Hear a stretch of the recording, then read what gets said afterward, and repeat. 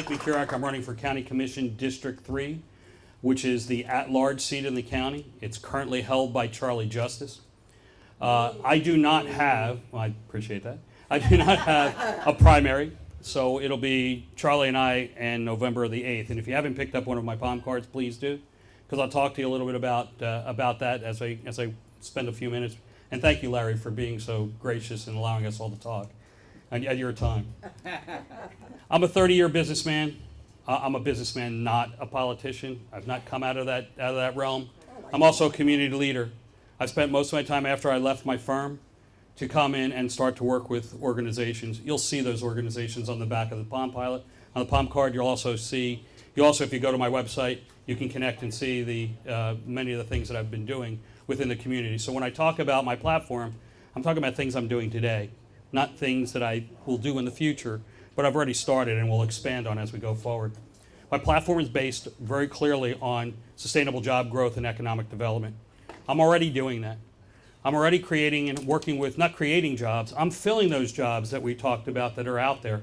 There's over 2,500, close to 3,000 manufacturers, small to large, throughout this area, all of which have an average age of 56 as their current employees' ages. That means there's a lot of opportunities, a lot of jobs out there. So I've worked very closely with Career Source Pinellas to create training programs so we can put 18 to 23-year-olds and others through the training program within 5 to 7 weeks and get them to entry-level work starting between $10 and $12 an hour. Some of those that we've started already are up to $14 to $15 an hour for the work companies that they've worked with. If we could do that, I've also gone back to the state and asked for more funds. Because why not take our tax dollars and use them for good for here? So we've been able to get some funding from the state, and we're going to be creating what I call an additive manufacturing center in the Science Center of Pinellas County. That additive manufacturing center will be focused on new technology, all the latest and greatest technology, like 3D printing as an example. So we can start training our kids in school, as well as young adults, to know what the new technology is going to be. Our county has funded programs that take 7 to 8 years. By the time those people come out of those programs, if they even get through it, the technology used will be outdated. So what was the value? We now to get people to work right away. And by doing that, and by creating that sustainable job growth, and by creating the training programs that we have, now I can do what I used to do in my firm and work with companies and bring them to Pinellas County to establish and redevelop the county and recreate job opportunities. The main thing for doing that is put people back to work. We put people back to work, they become part of the community, they become part of the tax-paying and become really members of the community. And what does that really do? It also helps look at how we can reduce our own taxes for what we're doing.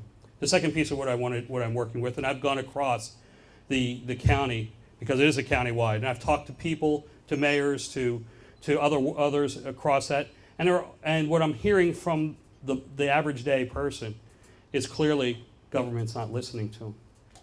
They feel like they're stepchildren. Like the county doesn't even understand what's going on with them and that they're ruling them versus participating with them. We're going to change that. We're going to work through a process of collaboration and closely working with the county, with the communities, with the county government, with each of the communities to create a collaborative process. I know how to do that. I've got 9 patents in business collaboration. So I think I know how to make things work. I've taken these patents and worked with governments like the Chinese government, like the Korean government, like the Italians and the Germans, which are always my favorite because they don't talk to each other. They just let things go by.